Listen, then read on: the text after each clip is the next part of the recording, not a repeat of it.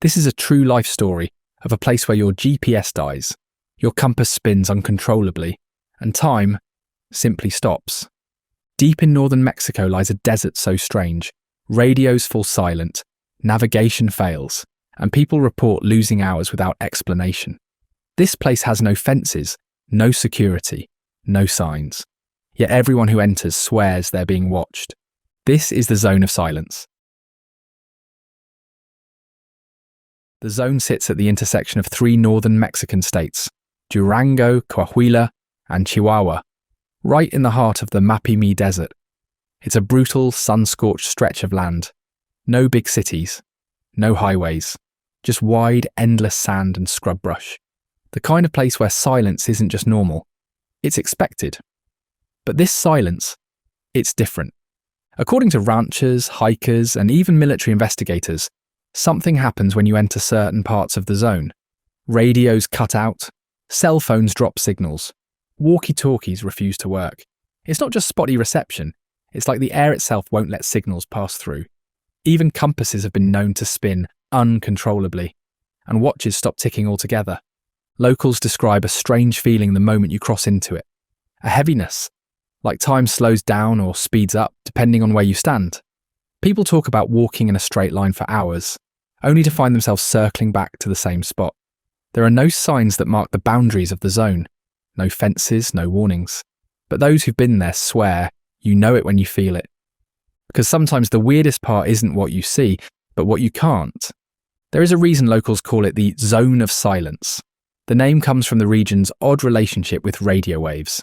In multiple spots across the zone, even strong equipment can't send or receive signals.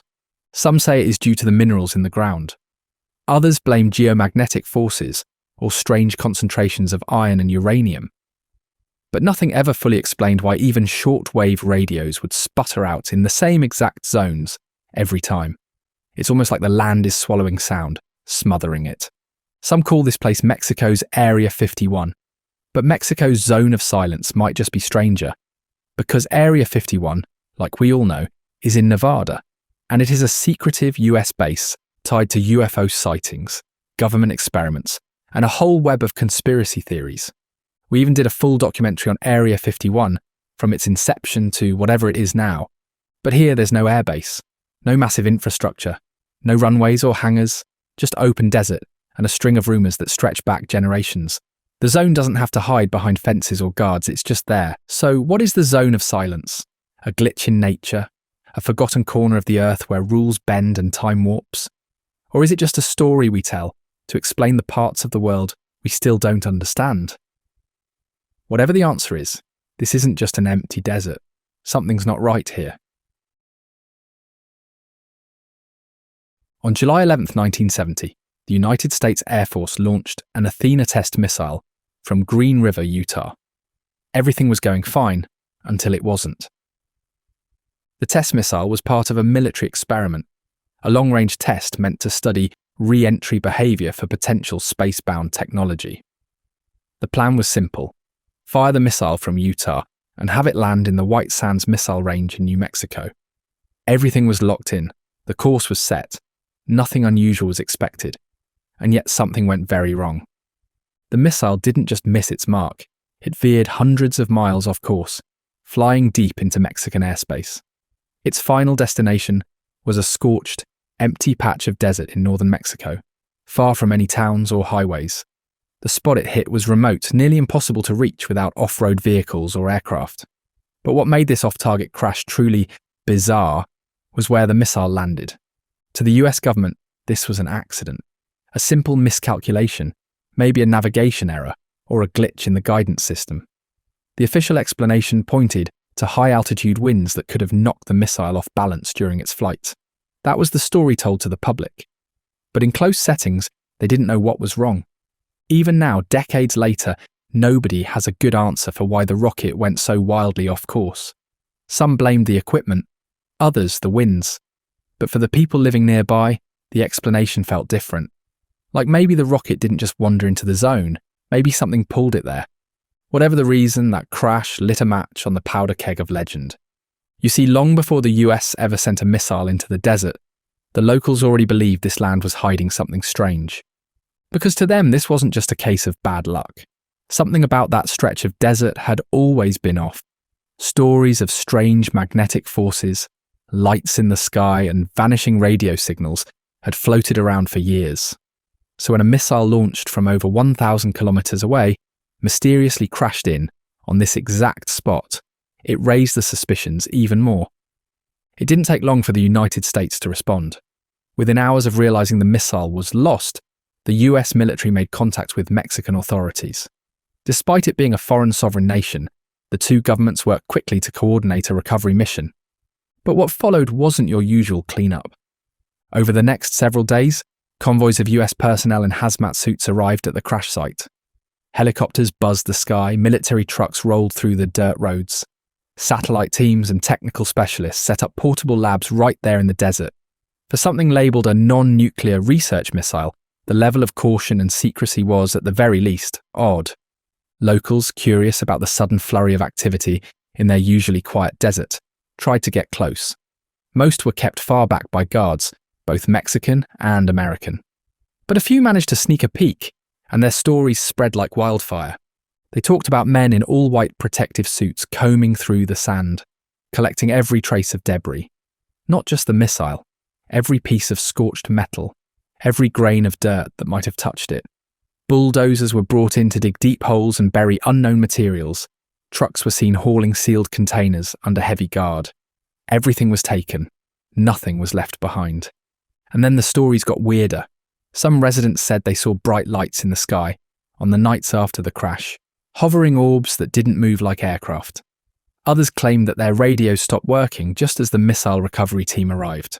A few even said they saw strange humanoid figures watching from the hills, too tall, too pale, and gone in the blink of an eye. To people in the nearby towns, it felt like the missile had triggered something that had been sleeping, something that didn't like being disturbed.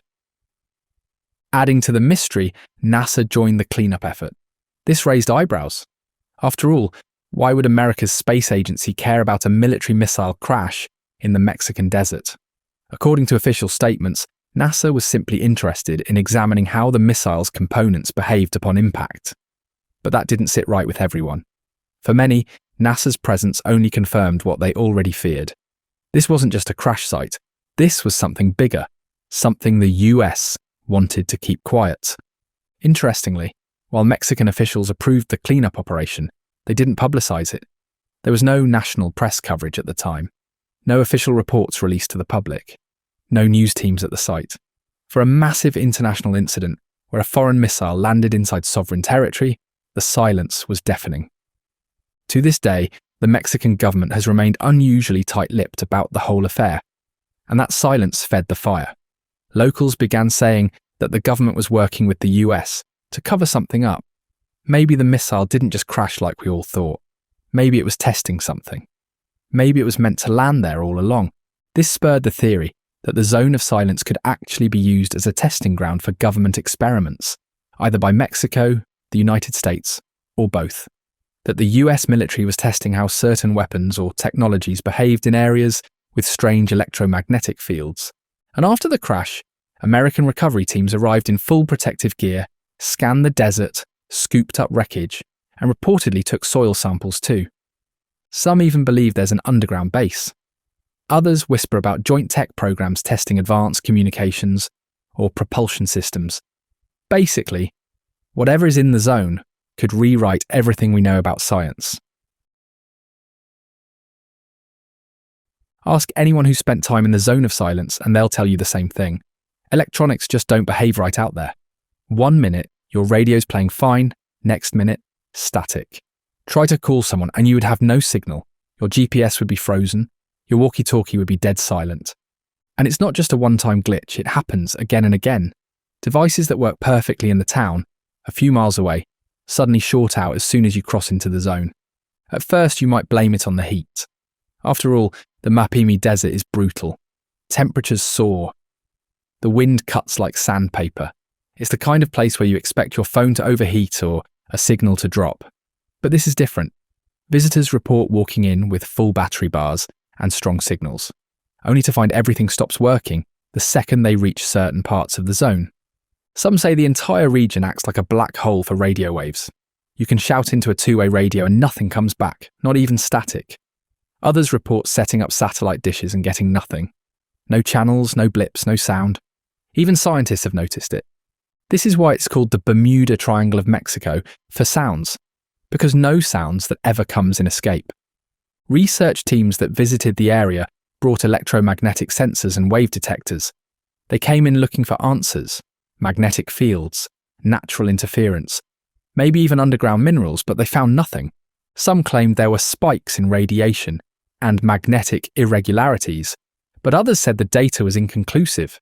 One moment, the instruments would pick up a strange surge. The next moment, a total flatline. And that's the thing. The zone doesn't play by consistent rules. It's unpredictable. You could stand in one spot and your compass spins like it's drunk. Take 2 steps to the left and suddenly it's normal again. Weird, right? But that's just the start. The land itself looks off. You'll notice it once you really pay attention. Plants don't grow quite like they do elsewhere. Some flowers bloom in strange colours. Cacti curl in unnatural patterns. Even the animals don't seem untouched. People talk about albino lizards, completely white, even under the blistering sun. Others have seen snakes with extra scales, frogs with strange skin, or birds that look like they belong in another ecosystem entirely. Locals speak in hushed tones about mutant creatures. Nothing like horror movies or giant monsters, but just off. Animals with deformities. Goats born with twisted limbs. Turtles with oddly shaped shells. One rancher said he found a rabbit with no eyes, but it still moved like it could see. Naturally, scientists dismiss some of these stories as exaggerations. They say radiation levels are normal, and the soil just happens to have high levels of minerals like uranium, which can sometimes cause small changes in animal biology, which makes sense. Sure, that might explain 1 or 2 odd plants, but a whole region, that's harder to shrug off. And then there's the thing no one can explain. Time. Not just how it feels out there, but how it moves. Visitors often say that time in the zone seems off. Some say it feels like they've only been walking for 30 minutes, but when they check their watch, hours have passed. Others experience the reverse. What felt like an entire afternoon turned out to be just an hour. There's even talk of people losing time entirely, like they blacked out for a moment but never fell or fainted. One story that gets passed around is about a group of hikers who were using an old compass to navigate the desert. Halfway in, the compass needle started spinning wildly, never settling. When they checked their GPS, the map showed they were standing somewhere else entirely, like the land beneath their feet had jumped coordinates. They turned back, confused and a little spooked. By the time they reached their car, nearly 6 hours had passed, but none of them could remember more than 2. People also talk about feeling physically weird in the zone, and I'm not just talking about the heat. It's this creeping nausea that comes over you when you cross certain parts. Your head feels heavy, your stomach churns like you're seasick. Some describe it as a buzzing in their bones, like standing too close to a power plant or microwave tower. There's even a stretch of dirt road known among locals as the Turnback Strip. It looks like any other path, but those who follow it report sudden dizziness, overwhelming pressure in their ears, and a sense of being watched. It's not marked on maps, but the locals avoid it anyway. Some say it's where the zone is strongest. Some think it's where it leaks out.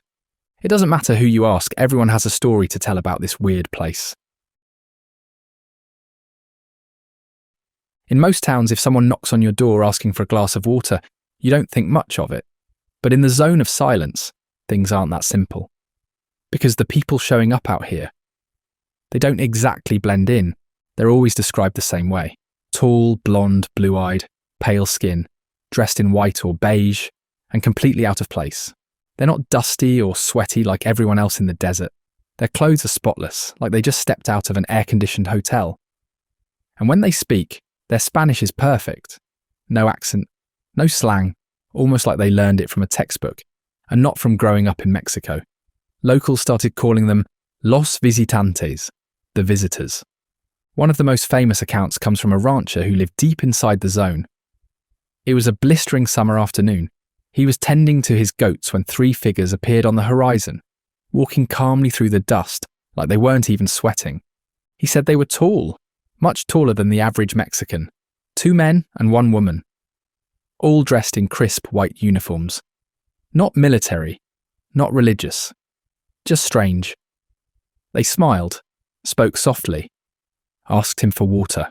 The rancher handed them a jug without a second thought. He said they were kind and extremely polite. They didn't seem lost, but they also didn't say why they were there. After a few minutes, they thanked him, walked off into the desert and vanished. No footprints, no tire tracks, just gone. He waited days thinking maybe they were hikers or government researchers. But no one ever came back, and no one in town had seen them. And he is not the only one. Over the years, more ranchers and travellers have told similar stories. Always the same description. Tall, fair-skinned, perfectly clean people walking through one of the harshest environments in Mexico. Like it's nothing. More recently, campers and amateur investigators exploring the zone have claimed they've been watched. Not by wildlife, not by fellow tourists, but by tall, quiet figures standing at a distance. Just far enough to blur the details, but close enough to see they're not dressed like anyone local. One group said they spotted a woman in white standing perfectly still between two large rocks. They waved. She didn't move. They hiked over to say hello, but when they reached the spot, she was gone. No tracks, no sign she was ever there. Another man claimed he woke up in the middle of the night to see a figure standing at the edge of his campsite. He said the person just stood there, staring. When he turned on his flashlight, the figure turned and walked away, but again no footprints were found in the morning. They never ask for food, only water. They don't seem tired no matter how far they've walked. They don't sweat. They don't panic. They don't even seem to blink much. And the creepiest part is they never leave a trace. Not a scuff on the ground, not a single footprint, even in soft sand. Just clean clothes and strange smiles. Of course, skeptics have a different take. They say the desert heat does strange things to the mind. Dehydration, isolation, and extreme temperatures can lead to hallucinations. When your brain starts running low on water, it fills in the blanks with whatever makes sense. Tall, glowing people in the distance? Maybe they're just tricks of the light. Maybe that polite voice you heard wasn't real. Maybe the zone gets in your head. And if it was just one person, I'd believe. Heck, if it were even as many as 20 people, I'd believe this was a hallucination. But that doesn't explain how multiple people, living in different places, at different times, have reported nearly identical encounters. Same looks, same behaviour, same eerie vanishing act. It doesn't answer all. And now people are thinking maybe these tall people are not from here. Maybe they are from out there, like from another universe. If you talk to locals long enough, you'll start hearing whispers about Nordics. That's what some UFO researchers called the tall, human-looking aliens that supposedly visit Earth. Unlike the classic grey aliens with big eyes, Nordics look almost exactly like us, just taller, more symmetrical, like someone turned up the beauty settings. In UFO lore, Nordics are usually described as benevolent, advanced beings. They don't abduct people or mutilate cows. They observe. They guide. Some say they've come to warn us about war or environmental collapse. So when people started spotting these odd visitors in the zone, always after strange lights were seen in the sky, or after radiation detectors went haywire, it didn't take long before the alien theory kicked in. And the timing lines up. Sightings of these strangers spiked in the years after the Athena rocket crash, to the extent that people began to wonder, were they checking on something the missile accidentally triggered? Were they looking for something buried deep in the zone? Or were they trying to make sure we didn't find it? People have been reporting lights in the sky over the zone for decades.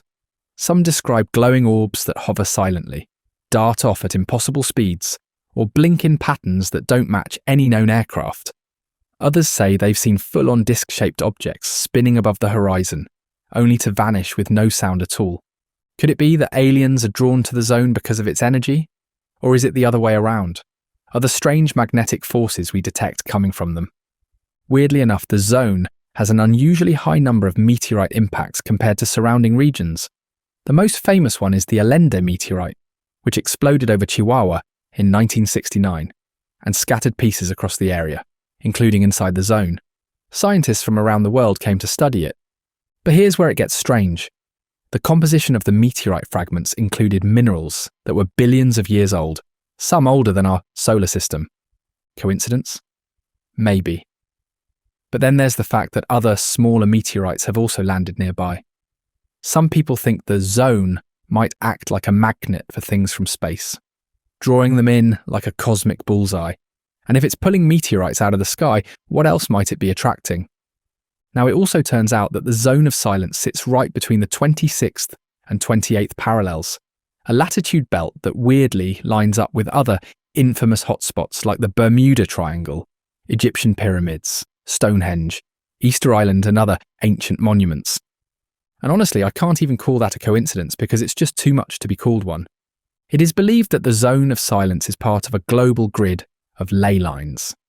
These lines carry Earth's natural energy, and where they intersect, the power intensifies. And the zone just happens to sit at one of these intersections. This explains the bizarre effects on electronics, the strange feelings of disorientation, even the sightings of odd beings. It is believed that the land is vibrating on a different frequency, and that people who visit the zone are stepping into a place where the veil between realities is thinner. It's why some people describe a spiritual pull, like the desert is calling them. It's why others report having visions, losing time or suddenly feeling deeply connected to something ancient and vast. To skeptics, this is all just mumbo-jumbo, but to believers, it's the most powerful explanation yet. So what does science say about the zone of silence? Well, a lot. So here is the thing. Strip away the alien rumours, the whispered government secrets, the mysterious strangers, and what are we left with? A desert. Harsh, dry, sunburned, just a stretch of land scorched by heat. But when scientists started poking around this stretch of Mexico, what they found wasn't exactly ordinary. Beneath the sand and silence, the ground holds secrets of its own. Ones you can measure, test, and sometimes still not explain. So what exactly is buried under the zone of silence? For starters, magnetite. A lot of it. Magnetite is a naturally magnetic mineral. It's found all over the world, but in the zone, it's especially concentrated. Scientists digging into the soil have found scattered chunks and dust layers of this mineral mixed into the region's terrain. And while it's not powerful enough on its own to yank satellites out of orbit or scramble a missile mid-flight, it can interfere with electronics depending on the setup. Add to that uranium. Naturally occurring small amounts, nothing on the scale of a Cold War bomb site, but still enough to raise eyebrows. And where you have uranium, you usually have some degree of radiation. Background radiation levels in the zone have been measured, and depending on who you ask, they're either totally harmless or just slightly abnormal. Nothing Chernobyl level, but enough to make you wonder what it's doing out there, soaking in the sand. Now, magnetite and uranium might sound cool on paper, but do they actually do anything strange? That's where it gets tricky. One theory is that the high concentration of magnetic minerals could bend or scatter electromagnetic waves. Think about how a magnet can mess with a compass. Scale that up, spread it out across a whole desert, and maybe, just maybe, that's why radios start crackling and GPS signals vanish. A few researchers have proposed this, trying to find a link between the mineral makeup of the zone and the reports of equipment failure. But here's the problem. Every time someone sets up a scientific study, the results are either inconclusive or flat out boring. One team might detect signal interference. Another team, same spot, same tools, gets nothing. Why the inconsistency? Some say it's the heat. The zone reaches brutal temperatures that could warp or overheat sensitive tech. Others blame solar flares or shifting magnetic fields from deeper underground. There's even talk of atmospheric conditions unique to the area, something about how the air pressure and elevation create a weird sort of signal shadow where transmissions can't pass cleanly. Sounds legit. But again, nothing confirmed, nothing solid, nothing that puts the whole thing to bed. So basically, according to science, even though it is weird, because it's a normal type of weirdness, like how identical twins freak me out. The Mapimí Basin is full of iron, uranium, and other minerals known to mess with electromagnetic equipment. So this might explain radio silence, spinning compasses, and failing electronics. Underground pockets of magnetite could easily scramble weaker signals. And high desert heat? It can play tricks on the mind. As for the Athena crash, personally, I don't think there is anything strange about it.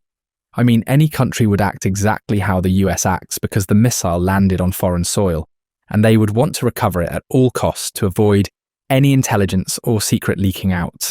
And the Mexican government didn't just bend over, there were lots of back and forth from both governments. After the crash, what followed next were several more weeks of negotiations between the two governments on how to accomplish the recovery. The basic premise was that personnel from the US would travel to Mexico to remove most of the contaminated dirt and bury the rest. Every detail was talked about and planned. The folks in Washington prepared contingency news releases based on vehicle accidents and other vague possibilities. So basically everything with Athena as normal, including the crash. Although, to be honest, the crash wasn't expected, and it did veer off course, so maybe something did pull it. Then there's NASA. Over the years, a few documents have surfaced that suggest NASA worked with Mexican scientists to study the desert. But the details are vague. Nothing concrete. No bombshell discoveries. At least not publicly. Which of course only fuels the mystery. So is the zone of silence just a normal land or something more? Well, that is complicated. Because the truth is, while science did explain some things, like the minerals, there are still a lot of things science can't fully explain. Science can't explain why some people get violently nauseous the moment they step into the zone, and then feel fine once they leave. It can't explain the feeling some visitors report of being watched, followed, or weighed down, like the air itself is pressing in on them.